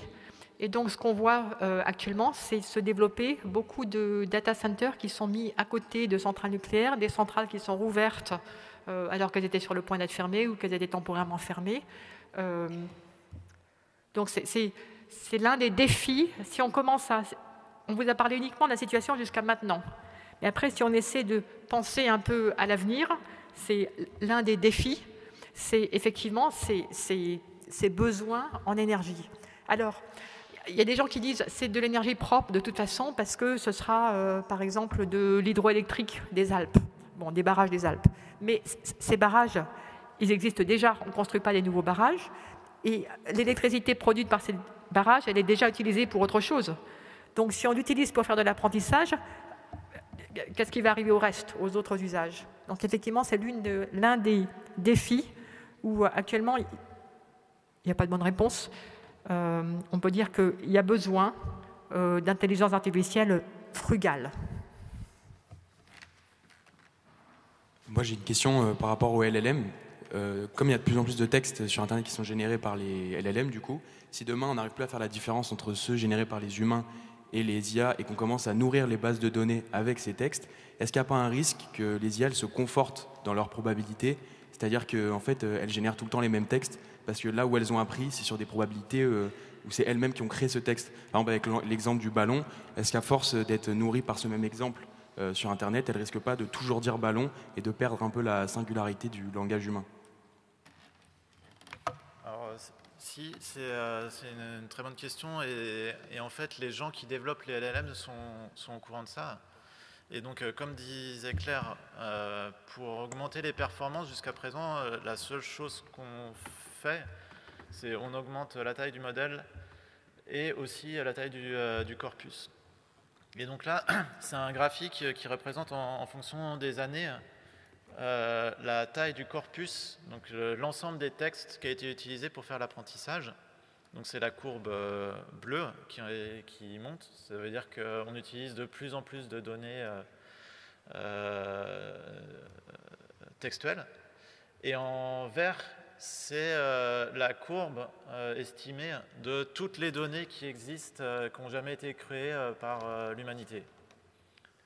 Et donc, vous voyez que c'est une courbe qui augmente un petit peu parce que les gens écrivent des romans, des articles dans les journaux, etc. Donc, mais à un taux qui est beaucoup plus faible que le taux qui est demandé par les IA. Et donc, on s'attend dans les années avant 2030-2028 par là, à en fait saturer en termes de données, c'est-à-dire qu'on n'aura plus assez de données naturelles pour pouvoir entraîner les modèles si on continue tout le temps sur cette piste-là. Et donc, les gens sont au courant de ça et ont regardé exactement des données qu'on appelle synthétiques et regarder si les données synthétiques pouvaient être utilisées pour faire de l'apprentissage. Et là, on se heurte exactement au problème que vous mentionnez, c'est qu'on s'est aperçu que les données synthétiques sont beaucoup moins bonnes pour faire de l'apprentissage, parce qu'on reboucle, en quelque sorte, on ne met pas de créativité nouvelle dans le corpus, et donc on sature les performances d'apprentissage des LLM. Et donc, il semblerait même que OpenAI, par exemple, soit au courant de ça, et pour éviter d'entraîner dans le futur sur des données qui ont déjà été générées par les algorithmes GPT, ils essayent de mettre des marques, ce qu'on appelle des watermarks, dans le texte généré pour éviter d'utiliser ça dans un apprentissage futur. Moi, c'est au sujet des hallucinations. Alors, on parle beaucoup des ordinateurs quantiques et je voulais savoir que la capacité de calcul accrue que permettent ces ordinateurs va-t-elle permettre, pardon pour la répétition, mais va-t-elle permettre de lutter contre ces hallucinations ou bien la fameuse intrication des États va-t-elle jouer un rôle différent que la probabilité accrue due au fait que les calculs seront plus rapides et plus nombreux? Est-ce que j'ai été clair? Je peux répondre en partie, mais donc, je ne suis pas du tout un spécialiste de l'ordinateur quantique. Donc, la promesse de l'ordinateur quantique, c'est... je ne vois pas ça comme une solution possible pour les hallucinations, mais ça peut permettre d'avoir des performances de calcul encore plus élevées que les cartes graphiques qu'on a actuellement. Ce n'est pas du tout possible actuellement avec... parce que les ordinateurs quantiques qu'on a actuellement sont très petits et ne peuvent pas gérer les algorithmes d'apprentissage profond. Par contre, si je comprends bien votre question, utiliser directement le quantique pour avoir des probabilités, ça voudrait dire faire une refonte complète de l'approche actuelle. Et utiliser des algorithmes quantiques d'apprentissage. Et à ma connaissance, il y a très peu pas de résultats sur cette approche-là. Je sais pas si... Merci. Les ordinateurs quantiques, ça fait 30 ans qu'on en parle. Bon, ça progresse, mais c'est quand même encore très, très balbutiant. On sait qu'il y a des algorithmes qui sont beaucoup, beaucoup plus rapides sur les ordinateurs quantiques. Par exemple, quand vous prenez un nombre qui est un produit de deux nombres premiers, le décomposer en facteurs premiers. Un nombre qui est très très grand, qui est sur 500 chiffres par exemple, le décomposer comme produit de deux nombres premiers, eh bien ça c'est quelque chose qui est hors de portée pour les ordinateurs classiques et qui théoriquement est facile pour les ordinateurs quantiques. Mais ce qui semble, c'est que actuellement, ce que pensent les gens, c'est que les ordinateurs quantiques, le quantique tel qu'il va être développé, si on est optimiste, ce sera plutôt pour des usages spécifiques que pour un ordinateur général. Donc il semblerait que, je ne sais pas moi, pour la communication, il y ait de l'espoir, par exemple. Mais pour l'instant, on est très très loin. Ça n'arrivera peut-être pas de votre vivant qu'il y ait un ordinateur quantique qui marche. Merci. C'est bien de préciser parce que on en parle beaucoup, mais on ne sait pas vraiment ce que c'est.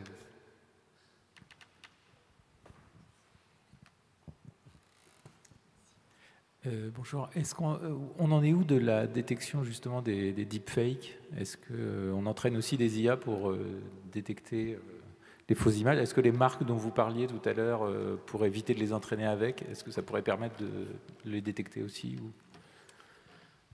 Alors, les deepfakes, ça devient de plus en plus compliqué parce que les performances de génération sont de plus en plus proches de ce d'images plausibles. Donc, les idées que j'ai vues de watermarking sur du texte, l'idée est assez simple, c'est que dans un texte, il y a des mots qu'on peut changer sans changer la signification d'une phrase. Donc, sur lesquels plusieurs choix sont possibles. On peut rajouter des adjectifs aussi, des choses comme ça. Et une méthode pour faire du watermarking, c'est de jouer sur le choix possible et de prendre tout le temps le même choix ou d'encoder de l'information à travers ce choix-là. Et donc, je ne sais pas, on peut prendre, si on a le choix entre plusieurs couleurs, on va systématiquement prendre le bleu ou des choses comme ça. Alors, pour le ciel, ça va bien marcher, mais le ciel, par contre, on ne voudra pas qu'il soit rouge. Donc, on ne va pas le faire de manière systématique. Mais à chaque fois que le LLM propose un token avec des probabilités qui sont relativement bien réparties sur un ensemble de mots, on va privilégier un mot par rapport à un autre. Et donc ensuite, comment est-ce qu'on fait pour détecter que le texte a été généré par une IA? C'est en comptant globalement ces mots secrets qui apparaissent dans le texte. Et donc du coup, ce qu'on voit, c'est que le watermarking, c'est pas quelque chose de public. Ça peut très bien être fait en secret sans qu'on soit au courant par OpenAI ou d'autres, pour essayer de limiter les effets de contamination dans les entraînements futurs pour retirer le texte généré par GPT des prochains entraînements. Mais donc, c'est quelque chose qui appartient à l'entreprise qui met en service l'IA, pas à nous. Donc je pense que s'il y a quelques messages à retenir de cette présentation, il y aurait d'une part le fait que les IA génératives essaient juste de produire quelque chose de plausible, pas quelque chose qui soit juste ou qui soit vrai. Ce mot n'a pas de sens dans ce contexte. Et l'autre, c'est l'importance, pour avoir un bon texte, l'importance des données. C'est-à-dire que l'IA générative idéale vous sortira quelque chose qui ressemblera exactement aux données sur lesquelles elle a été entraînée. Donc, il est absolument indispensable, si vous voulez utiliser une IA, de savoir sur quelles données, d'où ça sort, dans quel monde ça vit, quelles données ça essaye de simuler. Alors, on a beaucoup parlé des aspects techniques, mais on n'a pas du tout abordé les aspects des usages des IA, des IA génératives. Alors, j'aurais une question ici. Qui est-ce qui, dans cette salle, a utilisé une IA générative au moins une fois dans le mois passé?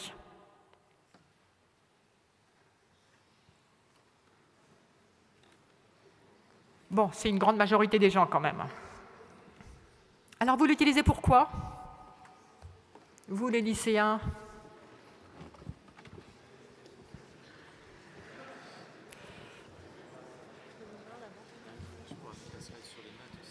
Oui, c'est vrai.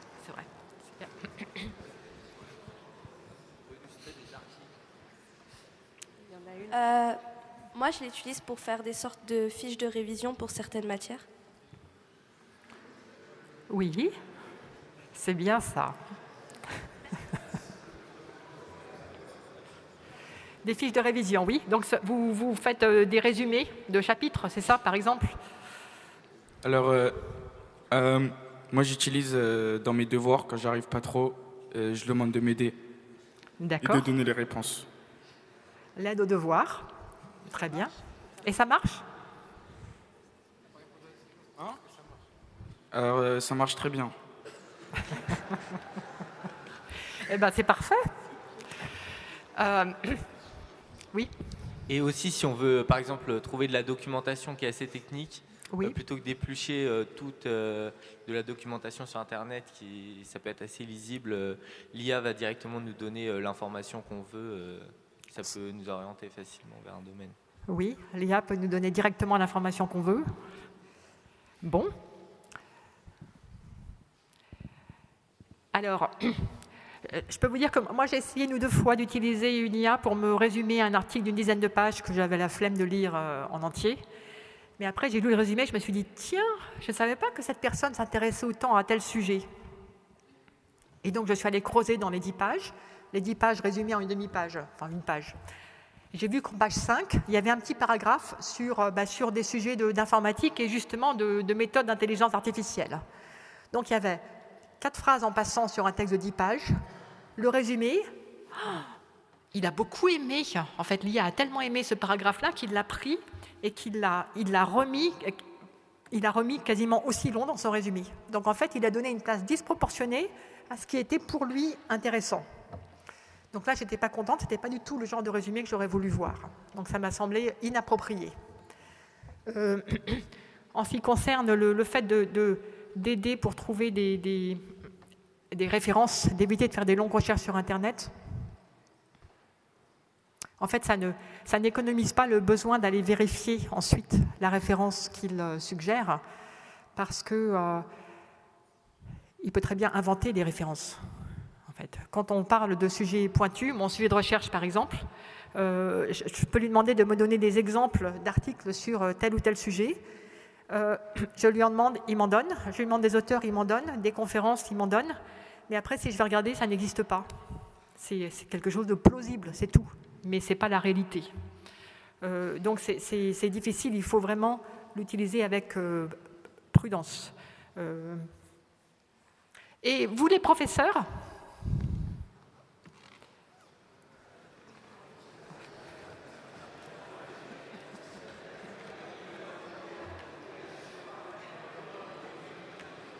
il y a bien quelques enseignants ici dans cette salle.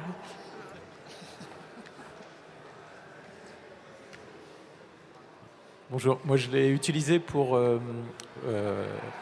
tester la réponse aux exercices que je posais et voir du code Python par exemple, aux exercices codés, voir comment il le ferait et pouvoir comparer après. Et alors ? C'est impressionnant parce que c'est très rapide et que ça a marché très bien.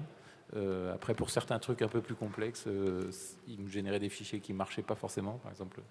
Mais la plupart du temps, c'était impressionnant. Mais voilà, et j'ai vu qu'on pouvait vraiment l'adapter en fonction en disant mets-moi plus de commentaires, ou n'utilise pas ce genre de données, ou utilise ce genre de structure. Voilà. Et donc, si vous l'utilisez pour vous aider dans votre conception d'exercice ou préparation de corrigé, qu'est-ce que vous en pensez pour l'aide aux devoirs ? Pour l'aide aux devoirs, peut-être ça peut expliquer, mais pour moi, ça ne remplacera jamais les questions qu'on va poser à une personne. Mais après, c'est quand même impressionnant, donc les capacités qu'il a. Mais effectivement, toujours prudence, quoi.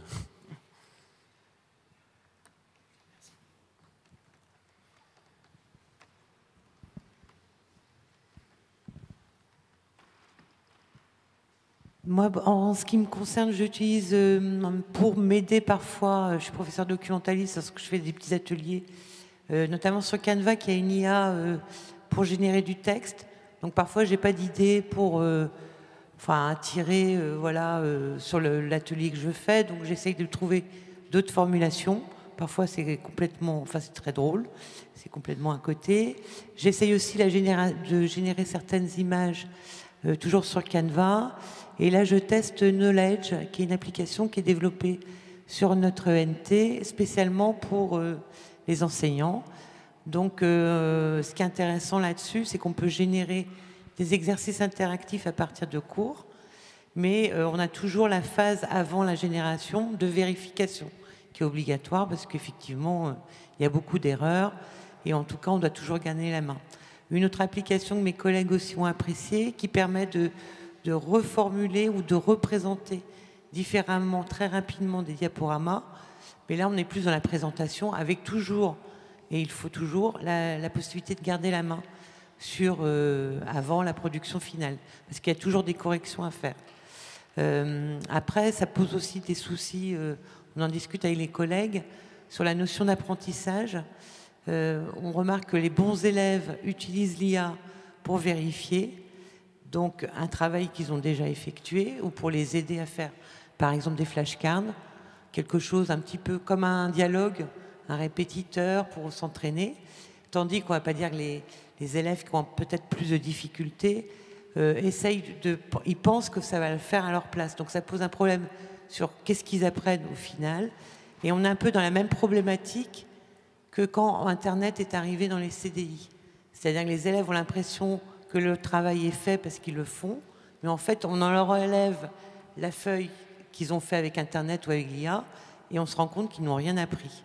Donc c'est cette problématique aussi, de leur montrer que c'est un outil, mais avec ses limites. Le problème aussi, il ne donne pas de source. C'est-à-dire quand je cherche une information avec une IA, c'est pas sourcé. Donc c'est toujours le même problème qu'avec Internet. Et par contre, une avancée, c'est par la transformation de textes pour les dyslexiques, par exemple. Donc il y a une mise en page qui est plus rapide et on peut adapter en fait aux problèmes d'apprentissage de certains élèves. Là, c'est un atout. Voilà. Merci pour le fait que ce soit non sourcé. L'exemple tout à l'heure sur les images, ça permet de comprendre pourquoi c'est vraiment très très difficile de demander à une IA de donner ses sources, parce que vous voyez, les images à la fin de l'apprentissage ont été oubliées et il y a juste les coefficients. Donc elle ne peut pas nous dire de quelle image ça vient, elle peut juste nous dire voilà, avec mes coefficients, j'ai calculé telle chose, c'est tout. En fait, l'utilisation, à peu près, c'est selon la discipline. Pour moi, j'utilise beaucoup. Là, ce que je donne, le problème et la solution, c'est dans la programmation plutôt. Et je lui demande de m'expliquer le problème et la solution. Et ce qui est vraiment impressionnant, le fait qu'il explique les choses, elle est tellement claire dans ma tête, mais ça peut m'aider à arriver à la tête des élèves. Ça, c'est vraiment très génial parce que pour nous, en programmation, on est ici. Peut-être après certains moments, on trouve des choses très faciles. On peut l'abandonner pendant l'illustration de notre cours. Mais lorsque je lui donne le problème et la solution, et je lui demande de bien expliquer, bien détailler, je vois qu'il a ajouté pas mal d'informations pour moi, tellement facile, peut-être je vais l'abandonner pendant l'illustration du cours, mais ça peut être utile pour mes élèves parce qu'il y a certains niveaux, il y a plusieurs niveaux, et ça peut dialoguer avec le niveau des élèves. Donc pour moi, c'est plutôt ça, mais c'est selon la discipline, peut-être de chaque discipline. Merci.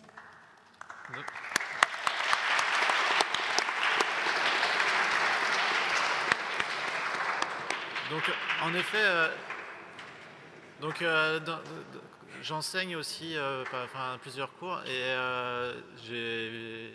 tous mes étudiants utilisent maintenant des IA génératives pour les aider. Donc, à un moment, dans un TP, il y a un élève qui me dit « je ne comprends pas, ça ne marche pas mon code ». Et alors, les élèves ont des stratégies, comme le code écrit par GPT est souvent très bien documenté, alors que généralement en TP, on ne documente pas le code. Ils essayent de cacher les commentaires pour pas que je puisse les voir, etc. Mais je me doutais que c'était généré par IA. Et donc, ce que je lui ai dit, mais pourquoi tu as écrit ça ? Je suis sûr que tu as dû le faire avec ChatGPT, mais si tu ne comprends pas, demande-lui pourquoi ça ne marche pas. Et en fait, il n'avait pas eu l'idée de faire ça, et il a fait ça, et ChatGPT lui a répondu que la réponse que ChatGPT avait donnée était fausse pour telle raison. Et donc, c'est ChatGPT qui se corrigeait lui-même et donnait la raison à l'élève de pourquoi c'était faux, et la raison était valable. Et donc, utiliser l'IA en tant qu'outil comme ça, mais en étant conscient que ce n'est pas la vérité, ou même que des fois il va faire des erreurs, mais en fait la notion d'erreur n'existe pas pour ChatGPT et ça le gêne pas du tout de sortir une ânerie et juste après dire ah oui bien sûr c'était faux et voici pourquoi et je propose une correction qui on espère s'approche de la réalité au fur et à mesure des itérations. Donc itérer avec une IA c'est en effet à mon avis un outil qui peut être utile d'un point de vue même pédagogique pour les élèves et ils n'en ont pas forcément l'idée.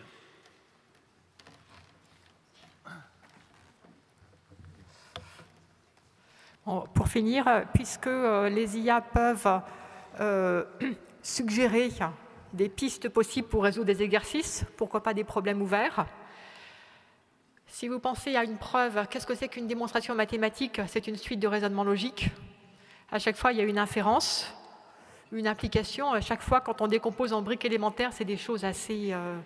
chaque petit pas en avant, c'est des choses qu'on a vues 100 fois, dans un contexte légèrement différent. Donc des choses qui ont été vues fréquemment, l'IA générative peut tout à fait l'essayer.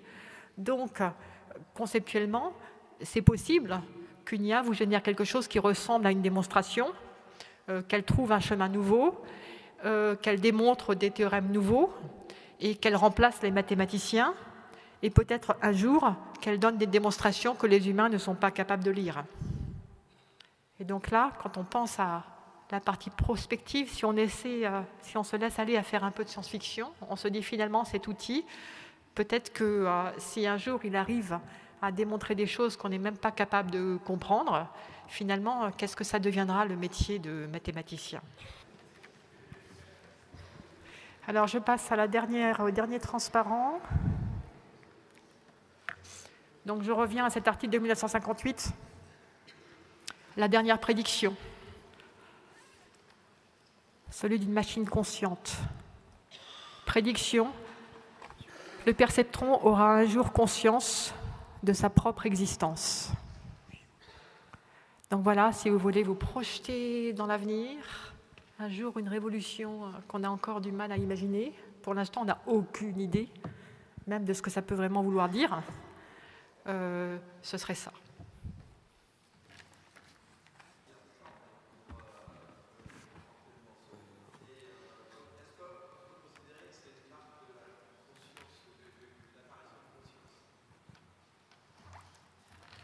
Alors, je ne sais pas à quoi vous faites référence, mais en effet, la notion de mentir, ce n'est pas forcément né à la notion de conscience. Dans les algorithmes par renforcement, par exemple, qu'on a présenté là dans le cadre des jeux d'échecs ou du Go et des choses comme ça, il peut très bien être, une stratégie optimale peut être, dans un autre jeu, pourrait être de mentir. Et donc, si la fonction de récompense de l'algorithme fait en sorte que mentir est une stratégie qui lui paraît optimale à un moment dans son interaction, elle ne va pas se gêner. Donc, quand vous faites de la recherche, qu'il y a un résultat que vous avez vraiment envie de démontrer, eh ben, ça augmente le risque que dans votre calcul, vous fassiez des erreurs et que vous arriviez à ce que vous avez envie de montrer. C'est pour ça que c'est très important de travailler à deux. En fait, il y en a un qui essaie de montrer que c'est vrai, l'autre qui essaie de montrer que c'est faux. Et la machine, s'il y a quelque chose qu'elle a, on lui dit « ça, il faut vraiment que tu nous montres ça », ben, elle va trouver un chemin pour y arriver, qui peut être, il peut y avoir des mensonges au milieu, ça, c'est pas d'importance. Son but, c'est d'arriver au résultat où on lui a dit que c'était ça le point final. Après, elle construit l'argumentaire, comme elle peut, pour y arriver, de la façon la plus plausible possible. Plausible, pas vrai, pas fausse, vrai, fausse, peu importe, plausible. Moi, j'aurais juste une autre question vis-à-vis de l'avancée des IA. On a pu voir, par exemple, que grâce aux avancées de l'IA, l'IA peut, par exemple, imiter les voix, par exemple, et remplacer certains métiers comme le doublage. On a pu voir certains IA copier la voix de certains doubleurs.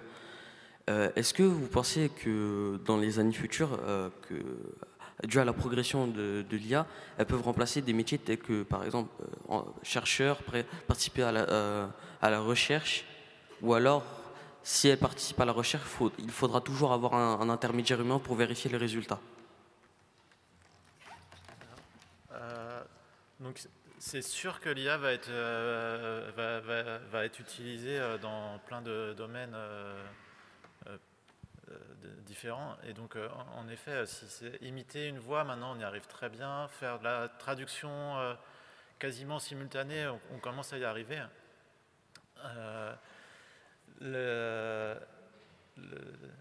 Donc, j'ai entendu dire que, par exemple, on n'utilisait pas d'IA au Parlement européen, où là, on doit traduire d'une langue à une autre, exactement à cause du problème que vous mentionnez, c'est que, comme on ne fait pas confiance, faut que de toute façon il y ait un humain dans la boucle qui potentiellement peut se tromper, mais au moins il est conscient qu'il se trompe et il peut rectifier. Et généralement il y a en fait plusieurs traducteurs qui sont ensemble et qui ont le rôle de bien exactement traduire ce que la personne est en train de dire, parce que ça peut être plus ou moins important. Alors du coup il y a un aspect risque en lien avec l'IA que vous utilisez. Peut-être que traduire juste une bande dessinée ou quelque chose où il y a moins d'impact si vous faites une petite erreur quelque part qu'un discours entre des gens qui sont en train de signer un contrat. Là, vous allez vouloir un niveau de certitude dans la sortie de votre algorithme qui est beaucoup plus élevé. Alors, pour revenir au problème des maths, donc, il se trouve qu'il y a des langages de programmation qui permettent de vérifier automatiquement des preuves en mathématiques. Et donc, il y a déjà des outils qui ont été développés pour faire de la vérification de preuves. Il y a d'autres outils pour faire de la vérification de logiciels. Par exemple, quand vous prenez la ligne 14, qu'il n'y a pas de chauffeur, ça veut dire que ça a été codé par un algorithme. Vous voulez être sûr que votre algorithme ne va jamais faire dérailler un train. Et donc, quand vous voulez être sûr, avec un très grand niveau de sûreté, vous allez utiliser des logiciels qui sont faits exprès pour certifier ces choses-là. Et donc, on peut imaginer un monde où on couple, entre guillemets, la créativité de l'IA avec des outils de certification de ce type-là pour avoir quelque chose qui n'hallucinera jamais et dont on soit sûr de la qualité de la sortie. Et puis, il y a le problème de la responsabilité pour la traduction avec un traducteur humain, même s'il est moins bon. Le jour où il se trompe, c'est lui qui est responsable, on peut se retourner contre lui. Et c'est l'une des raisons principales du non-développement, enfin du développement faible des voitures autonomes, c'est qu'elles auront peut-être moins d'accidents qu'avec un conducteur humain, mais le jour où il y a un accident, on ne sait pas contre qui se tourner pour décider de qui est responsable. Si on arrive, en particulier s'il y a une conscience, mais de manière générale, est-ce que ce serait possible de lui inculquer le vrai, justement, de s'arranger, notamment pour tout ce qui est deepfake, etc., mais aussi pour éviter les hallucinations, de s'arranger pour que l'IA ne veuille pas le plausible, mais le vrai? Est-ce qu'il y aurait une possibilité de faire ça? Mais c'est quoi le vrai? Par exemple, un humain à deux jambes, ou alors les fans de Taylor Swift, sur la photo, le tweet de Trump que vous montrez tout à l'heure, n'ont pas fait cette image. Enfin, des choses comme ça. Non, un humain n'a pas toujours deux jambes. Il y en a des unijambistes. Non, mais à trois, non.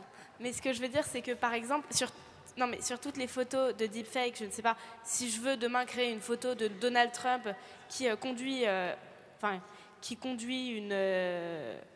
une baleine avec Elon Musk à l'arrière, je peux, mais ce n'est pas vrai. Et est-ce que ce serait possible de demander à l'IA, de s'arranger pour que l'IA essaye de maintenir le vrai plutôt que le plausible? Donc, ce que dit Claire, c'est que la notion de vrai,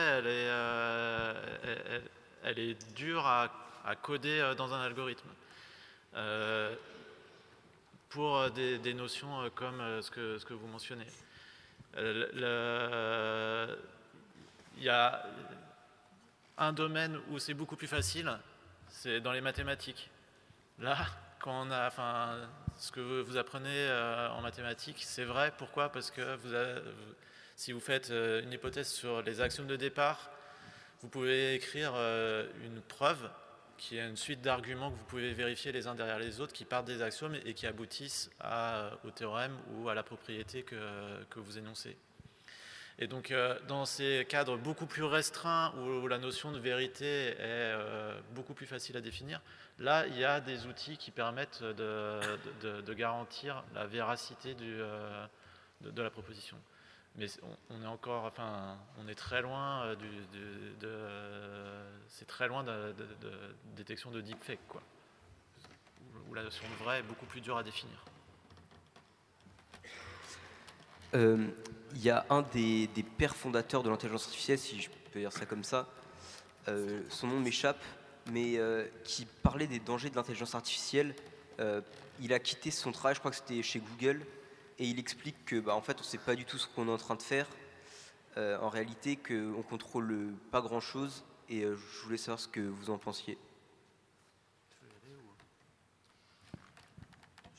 Je vais commencer avec une réponse technique. Donc, je pense que vous faites référence à Geoff Hinton, oui, c'est ça. Qui a eu le prix Turing, puis récemment le prix Nobel en physique pour être l'inventeur des réseaux de neurones. Donc c'est quelqu'un qui sait de quoi il parle sur la technique. Et donc il y a en effet un aspect sur lequel je pense tout le monde est d'accord, c'est après l'apprentissage, on obtient un algorithme qui n'est pas forcément interprétable par un humain. On a juste des poids qu'on a appris. on peut facilement voir que si on met une entrée, on obtient une sortie de manière déterministe, mais on ne comprend pas forcément de manière intuitive ce qui se passe à l'intérieur de la boîte, qui est comme une boîte noire, et donc on n'a pas une maîtrise de toutes les sorties possibles. Et donc c'est très différent d'un algorithme classique qui ressemble plus à une recette de cuisine, où là on a des garanties à chaque fois, puisque c'est nous qui avons codé toutes les étapes qui vont être faites. Là, en fait, les différentes étapes de l'algorithme, comme elles ont été apprises, nous, on lui a dit comment apprendre, mais une fois que l'apprentissage a été fait, on a perdu la notion d'interprétabilité de l'algorithme. Et donc, c'est ce qui peut soulever des problèmes, puisqu'on ne peut pas prédire à coup sûr ou avoir des garanties sur la sortie de l'algorithme. Disons que les méthodes qu'on a présentées aujourd'hui, c'est essentiellement des réseaux de neurones profonds. Donc, qu'est-ce que ça peut calculer? Ça peut faire plein de tâches dont avant on pensait que c'était des tâches créatives, humaines, intellectuelles. Donc, ça peut avoir un rôle très important dans le monde du numérique pour faire toutes sortes de choses. Donc, c'est clair que c'est quelque chose qui a une certaine puissance. Et donc après, comme pour tout ce qui est nouveau et puissant, la question c'est pour quel usage? Qu'est-ce qu'on en fait? Qu'est-ce qu'on voit émerger actuellement comme usage de ces IA génératives, par exemple, et puis des IA de classification? On voit des applications de surveillance, les caméras intelligentes. On voit des applications de pollution d'Internet en introduisant toutes sortes d'informations fausses. Donc, selon les usages qui sont faits, les conséquences peuvent améliorer notre qualité de vie ou elles peuvent être dramatiques.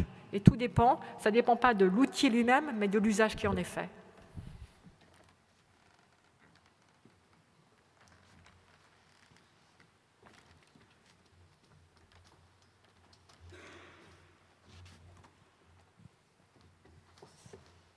Alors, c'était la dernière question. Donc, nous pouvons remercier notre conférencière et notre conférencier.